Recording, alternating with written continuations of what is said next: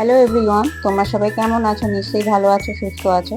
দেখো, কালকে বৃহস্পতিবারের একটা ব্লগ তোমাদের সাথে শেয়ার করছি। কালকের ব্লগটা শুরু করলাম জলখাবার থেকে। সকালে জলখাবার করেছিলাম রুটি আর বেগুন ভাজা। ওই নিয়ে আমরা টেবিলে বসে পড়েছি, আমি আর মা। ছেলে মেয়েদের আগে খাওয়া হয়ে গেছে। মা একটু টেনশন করছিল চোখটা নিয়ে, তা মাকে বললাম কোনো চিন্তা করো না, সব ঠিক হয়ে যাবে। আর এদিকে দেখো, এই বড়িগুলো দেখেছো? আমার শাশুড়ি মা গ্রাম থেকে এই বড়িগুলো পাঠিয়েছে, 2 কৌটো বড়ি আর এদিকে গুড় পাঠিয়েছে। উনি কি বড়ি থাকতে থাকতেই ফোন করে যে বৌমা বড়ি শেষ হয়ে গেলে কিন্তু বলবে। তা কি বলতো, বড়িগুলো তাড়াতাড়ি শেষ হয়ে যায়, কারণ বড়িগুলো যাতে ছেলেমেয়েরা খুব পছন্দ করে। আর অন্য আচার গুড় এগুলো রয়ে যায়, এগুলো আমি রেখে রেখে খাই। আর উনি কি এত সুন্দর করে বলে না, মানে কি, আর সত্যি কথা কি, এইসবের মধ্যে ভালোবাসাটা তো অনেক থাকেই। না হলে কি আর এত, না ভালোবাসলে কি আর এগুলো কি আর দেওয়া যায়? সত্যি আমাদের উনি খুবই ভালোবাসে। তা যাই হোক, তারপরে তো দেখলে মা হচ্ছে মেথি শাকটা কাটছিল। তা মেথি শাকটা কেটে তা মা বললো মেথি শাকটা আজকে পেঁয়াজ দিয়ে আর বড়ি দিয়ে করবো। তাই আমি বললাম ঠিক আছে করো। বড়িগুলো দেখলে তো আগে ভেজে নিয়েছে, আর এই বড়িগুলো ভাজলে, এগুলো অ্যাকচুয়ালি ভাজা খাওয়ার বড়ি।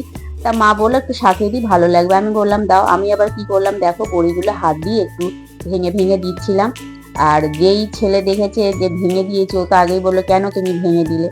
তা যাই হোক, মেথি শাকটা হয়ে যাওয়ার পরে দেখি একটা পার্সেল চলে এসেছে। পার্সেলটা নিয়ে মেয়েকে আগে জল দিলাম।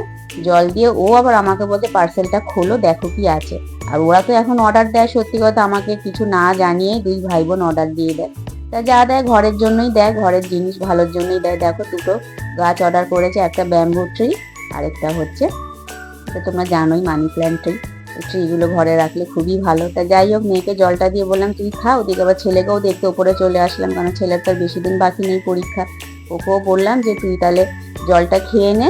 জলটা দিয়ে ঘরের দরজাটা খুলে দিয়ে, অন্য ঘরের দরজাটা খুলে দিয়ে আমি আবার একটু ছাদে চলে আসলাম। ছাদে জামা কাপড়টা ধুয়ে আমি মেলে দিয়ে গেলাম। মেলতে মেলতেই আর কি কি বলতো, অনেক কাজ থাকে, তো এবার কি ওদেরকেও দেখতে হয়। এদিকে আমি রান্না করবো, মা বললো আজকে নাহলে তুই ছেড়ে দে, তো আমি সব করছি। ওদিকে আবার নিচে এসে দেখি মা পেঁয়াজ কলিটাও কেটে তরকারিটা বসিয়ে দিয়েছে। আর মার মাথায় একটু হেনা দেবে বলে আগের দিন রাতেই হেনাটা ভিজিয়ে রেখেছিলাম। তারপরে মাকে একটু হেনাটাও দিয়ে মাকে বললাম তুমি নাহলে ছাদে চলে যাও, আমি এদিকে বাদবাকি কাজ সেরে নিচ্ছি। এদিকে কিছু আয়রন বাকি ছিল, ওইগুলোকেও একটু আয়রন করে নিলাম। তারপর তো ঘর দর মোছা হয়ে গেছে। আর এই বক্সগুলো দেখেছো, এগুলো হচ্ছে ফলের বক্স, বুঝেছো তো? আমার জামাইবাবু অনেকগুলো দিয়ে গেছে, দিয়ে বললো তোমরা তোমাদের মতো জিনিস রাখবে। তা এগুলো দেখি কি কি মধ্যে, একটার মধ্যে তো সবজি রেখেছি, অনেক কিছুই রেখেছি। আর অনেকে 7টার মতো দিয়ে গেছে, ভালোই হয়েছে। ওই যে বললাম সবই ভালোবাসলে তো এগুলো সব দেওয়া যায়। তা যাই হোক, দিয়ে গেছে। স্নান করে ছাদে এসে দেখি মা আবার ছাদে দড়ি লাগাচ্ছিল। এক পাশের দড়িটা একটু ছিঁড়ে গেছে, তাই দড়িটা লাগাচ্ছিল। এবার যা তো চেয়ারের ওপর উঠেছে, আমি বলেছি সাবধান করে এ করবে, নইলে ছেড়ে দাও, ও লাগিয়ে দেবে। বললো না আমি করে নি। তা ওদিকে মা করছিল, আমি এবার ঠাকুর ঘরে ঢুকে, কালকে যাতে বৃহস্পতিবার ছিল, ওদিকে ঘরটাও বসিয়ে দিলাম। বসিয়ে দিয়ে ভালো করে পুজো দিয়ে, কেন বৃহস্পতিবার তো জানোই পরিষ্কার টরিষ্কার করে পুজো দিতে একটু দেরি হয়ে যায়, অনেকটাই দেরি হয়। তা যাই হোক, আমি তো মানে পুজো দিয়ে পাঁচালিটাও পরে নিলাম। পাঁচালিটা পরে নিয়ে মাকে বললাম তুমি তাহলে নিচে যাও, নিচে গিয়ে স্নান টান করো।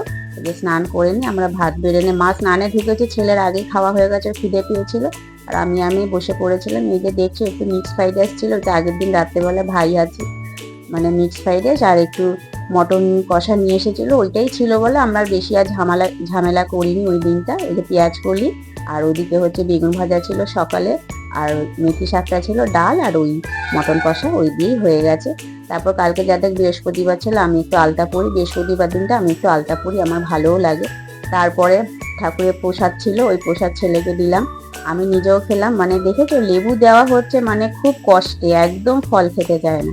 ফল খাবার মধ্যে বাড়িতে আমি আর মাই একটু খাই, ওরা একদম খেতে চায় না। তারপর দেখো মেয়েকেও দিয়েছি, মানে গুনে গুনে বলা যাবে যে কটা দিয়েছি, মানে ওরাও বলে দেবে গুনে গুনে কটা দিতে হবে। তা যাই হোক, ওদের দেওয়ার পরে আমিও একটু শুয়ে শুয়ে মোবাইলটা দেখলাম। দেখার পরে সন্ধ্যা হতেই মেয়ে বললো মা খিদে পেয়েছে, তাহলে একটু পাউরুটি দিয়ে জেলি দাও আর একটু কফি করে দাও। তো ওর জন্য আবার 4 পিস পাউরুটি জেলি দিয়ে মাখিয়ে সাথে গরম গরম কফি দিলাম, দিয়ে বললাম তুই এক্ষুনি খা, নাহলে তুই রেখে দিলেই সেই খাবারটা রাখাই থাকে, আর খেতে যায় না।